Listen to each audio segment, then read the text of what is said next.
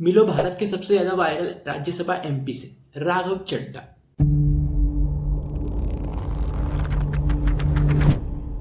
इनकी हर speech social media पे आग लगाती है। हर क्लिप में मिलियंस में व्यूज आते हैं। एयरपोर्ट पर चाय महंगी है, 10 मिनट डिलीवरी बंद करो, एयरलाइंस लूट रही है। ये वो टॉपिक है जो सुनने में बहुत अच्छे लगते हैं कि भाई कोई तो है जो हमारी सुन रहा है। लेकिन क्या ये ऑर्गेनिक प्यार है या फिर ये एक वेल कैलकुलेटेड पीआर स्ट्रेटेजी है? आज हम इस बात को समझेंगे। क्या राघव सच में कॉमन मैन के मुद्दे उठा रहे हैं या वो सिर्फ ऐसी चीजों को क्रेडिट लेने से जो पहले से ही सोल्व होने वाली थी? क्योंकि अगर एयरपोर्ट पर महंगे खाने की बात करें तो इंडिया की केवल 3 से 4% पॉपुलेशन ही रेगुलर फ्लाइट से ट्रेवल कर सकती है। तो क्या ये सच में कॉमन मैन का मुद्दा है? और सबसे बड़ा सवाल, आखिर क्यों पूरी आम आदमी पार्टी आज अपने ही पोस्टर बॉय पे लोटा पानी लेकर चढ़ गई है? राघव जी, आप बीजेपी से इतना डरते क्यों? आप जानबूझकर ऐसे मुद्दे उठाते थे जो जनतंत्र से बड़ा नहीं है। वो सवाल तो बीजेपी को सूट करता है। पंजाब का मुद्दा होता है उस वक्त आप खामोश रहते हो, नहीं बोलते हो। आप मानते हैं कि वो कॉम्प्रोमाइज है? हाँ जी। कहाँ से चले थे और कहाँ आए। और जो राघव चड्ढा खुद कहते हैं कि अरविंद केजरीवाल उनके गुरु है, वो आज इस पद पर पहुंच पाए हैं तो सिर्फ केजरीवाल की वजह से। सबसे पहले तो मैं अपने गुरु, अपने नेता, जिन्होंने मुझे इस कार्य क्षेत्र में उंगली पकड़ के चलना सिखाया, आदरणीय अरविंद केजरीवाल जी, उनका बहुत बहुत धन्यवाद करता हूँ। आखिर वही केजरीवाल आज उनके सामने क्यों है और आखिर क्यों आम आदमी पार्टी ने राघव को डिप्टी लीडर की पोस्ट से हटा दिया है? राघव चड्ढा की कहानी को समझने के लिए पहले हमें राघव की पॉलिटिकल जर्नी को समझना पड़ेगा। राघव चड्ढा एक सीए। 2013 में Arvind Kejriwal led India against corruption IAC movement में राघव अरविंद केजरीवाल से मिलते हैं। ये मूवमेंट आपके फॉर्मेशन का सीड था। इस पॉइंट पर राघव ने लंदन टाइप कॉर्पोरेट लाइफ से इंडिया के ग्रास रूट पॉलिटिक्स की तरफ स्टेप बढ़ा रहे थे। यानी 2013-14 में आपके फाउंडिंग फेज में एक of the record backend policy expert come volunteer के रूप में राघव ने काम करना शुरू किया। 2014 तक आप दिल्ली की गवर्नमेंट में आ गए, लेकिन राघव अभी तक पब्लिक फेस नहीं थे। उनकी main job policy, finance, transparency, anti corruption जैसे टॉपिक पर बात करना ही था।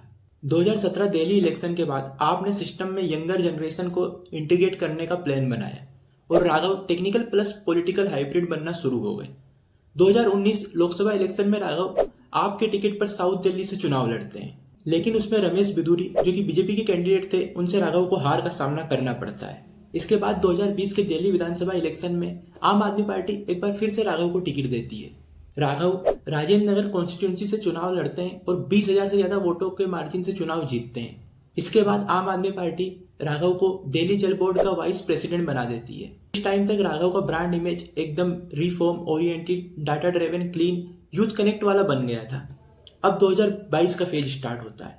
पंजाब असेंबली इलेक्शन में आम आदमी पार्टी राघव को पंजाब इलेक्शन का को इंचार्ज बनाती है, जो एकदम field commander, strategy master and party orchestra का रोल था। आम आदमी पार्टी पंजाब में 117 में से 92 सीटें जीत जाती है, एक लैंडस्लाइड विक्ट्री। पंजाब गवर्नमेंट आम आदमी पार्टी के हाथ में आ गई। इस विक्ट्री के बाद मीडिया ने राघव को पंजाब आर्किटेक्ट बना दिया, जो आम आदमी पार्टी के स्ट्रेटेजी बैंडिंग का न्यू फेस बन जाते हैं। इसके बाद आम आदमी पार्टी राघव को सीएम भगवंत मान का एडवाइजर भी बनाती है। अप्रैल 2022 में Raghav Chadha became the youngest MP in the Rajya Sabha from Punjab. इस पीरियड में आम आदमी पार्टी के young star, media friendly, policy expert के रूप में राघव की popularity Kejriwal and Sisodia line तक आ गई थी। अब समझते हैं राघव चड्ढा का वायरल फॉर्मूला, जो कि काफी हद तक एक पैटर्न की तरह लगता है। स्टेप 1, एक ऐसा टॉपिक चूज करो जो सोशल मीडिया फ्रेंडली हो। एयरपोर्ट का खाना महंगा है, इससे हर ट्रेवलर कनेक्ट करता है। स्टेप 2, इस पर एक हार्ड हिटिंग स्पीच लिखो जिसमें रील वर्थी पंचलाइंस हो।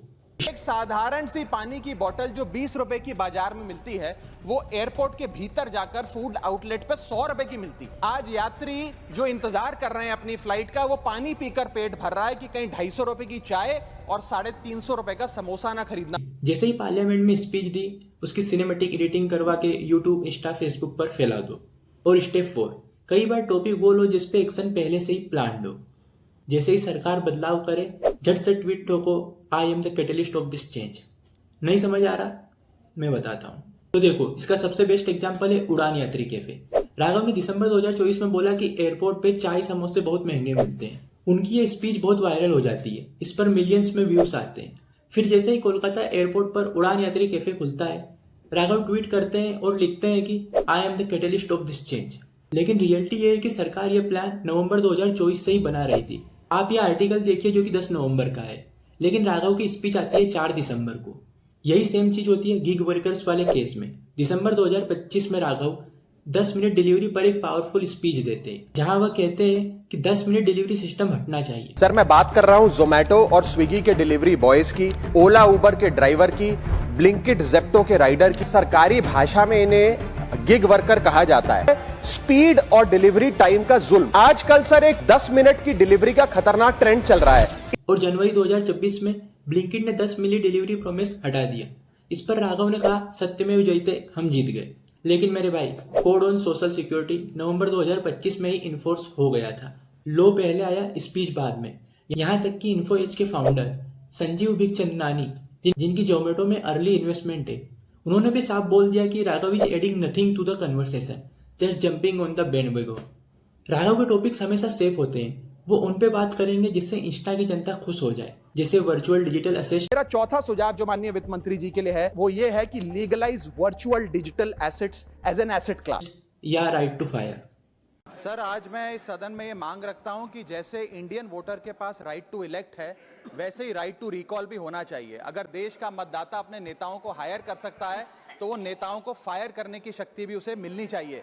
Right to hire, right to fire, ये वो वर्ड है जो कि इंस्टा फ्रेंडली जनता को सुनने में अच्छे लगते हैं, जिनकी फट से रील कट सके और जेन जी उनको स्टोरी पर शेयर करे। लेकिन जब असली जियोपॉलिटिक्स या कड़े सवालों की बात आती है तो राघव शांत दिखते हैं। जैसे आप एयरपोर्ट वाले मुद्दे ही उठा लीजिए। राघव ने एयरपोर्ट पर 4 समस्या को लेकर बात उठाई, लेकिन अपोजिशन का एयरपोर्ट पर सबसे बड़ा मुद्दा है अडानी और एयरपोर्ट का प्राइवेटाइजेशन।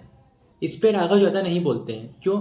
शायद इसलिए क्योंकि वो अपने ऑप्शंस ओपन रखना चाहते हैं। वो मास लीडर नहीं है, वो एक ब्रांड है और ब्रांड को हमेशा न्यूट्रल रहना पसंद होता है कि कल को अगर पार्टी बदलनी पड़े तो रास्ता साफ रहे। अब आते हैं आज के सबसे बड़े ड्रामे पे। आम आदमी पार्टी ने राघव को डिप्टी लीडर की पोस्ट से क्यों हटाया? ये सिलसिला शुरू होता है अरविंद केजरीवाल के अरेस्ट होने से।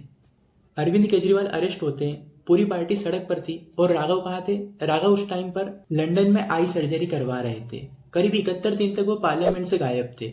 अरविंद केजरीवाल के अरेस्ट होने पर भी कोई स्टेटमेंट नहीं और ना ही खुलकर पब्लिक और मीडिया सवालों का जवाब देना। यहाँ तक कि फरवरी 2026 में जब केजरीवाल और सिसोदिया लिक्वर केस में डिस्चार्ज हुए, जो कि आम आदमी पार्टी की सबसे बड़ी लीगल विक्ट्री थी, तब भी राघव ने एक ट्वीट तक नहीं किया। इसके बाद से आम आदमी पार्टी का इंटरनल इकोसिस्टम इन पे चढ़ गया। उनसे पंजाब का चार्ज ले लिया गया और अप्रैल 2026 में उन्हें राज्यसभा में डिप्टी लीडर की पोस्ट से हटा दिया गया। इसके पीछे का मुख्य कारण पार्टी लाइन का पालन न करना, केंद्रीय नेतृत्व के खिलाफ नरम रुख और पार्टी की उम्मीदों के अनुरूप आक्रामक राजनीति न करना बताया जा रहा है। वहीं राघव की जगह अब अशोक मित्तल को यह जिम्मेदारी दी गई है। राघव चड्ढा भी इसके बाद शांत नहीं रहे और उन्होंने भी सोशल मीडिया के जरिए अपना पक्ष रखा। इसके बाद से आम आदमी पार्टी के नेताओं ने राघव पर कई तरह के दूसरी बातें कही और तब से ये एक दूसरे के बीच वार पलटवार की जंग जारी है। आम आदमी पार्टी के नेता खुल के बोल रहे हैं, राघव भाई आप किसके सिपाही हो, संविधान के या मोदी जी के? अरविंद केजरीवाल जी के सिपाही हम। अरविंद केजरीवाल के सिपाही हैं। सच्चे सिपाही ही। राघव जी, आज आपको ये तय करना है कि क्या आप संविधान के साथ हैं या मोदी। इन सब के बीच कुछ टाइम से राघव चड्ढा के बीजेपी में जाने की खबरें भी सामने आ रही थी। तब आम आदमी पार्टी के नेता संजय सिंह ने इसे खारिज करते हुए कहा था कि अगर परिवार में कोई मुद्दा है तो उसे चर्चा से सुलझाया जा सकता है, अगर जरूरत पड़ी तो हम उसका सामना करेंगे। हालांकि कुछ लोग ये भी बोल रहे हैं कि राघव आम आदमी पार्टी में अरविंद केजरीवाल से भी ऊपर हो गए थे, इसलिए शायद उन्हें साइडलाइन किया जा रहा है। इससे पहले भी आम आदमी पार्टी में कुमार विश्वास और दूसरे नेताओं के संबंध में ऐसे प्रकरण सामने आए थे। इसके कुछ दिन बाद राघव चड्ढा अपने इंस्टाग्राम पर एक पोस्ट शेयर करते हैं जहां पर वो एक बुक पढ़ रहे होते हैं। बुक का नाम है 48 लॉस ऑफ पावर। वो कहते हैं कि किसी ने मुझे ये बुक गिफ्ट की है और जिसका चैप्टर 1 होता है नेवर आउटशाइन द मास्टर। अब इसका क्या कॉन्टेक्स्ट है ये आप लोग समझ गए होंगे, मुझे बताने की जरूरत नहीं है। क्योंकि आप सत्संग जाते हो। सत्संग में जाते हैं। प्यारी समझ गई।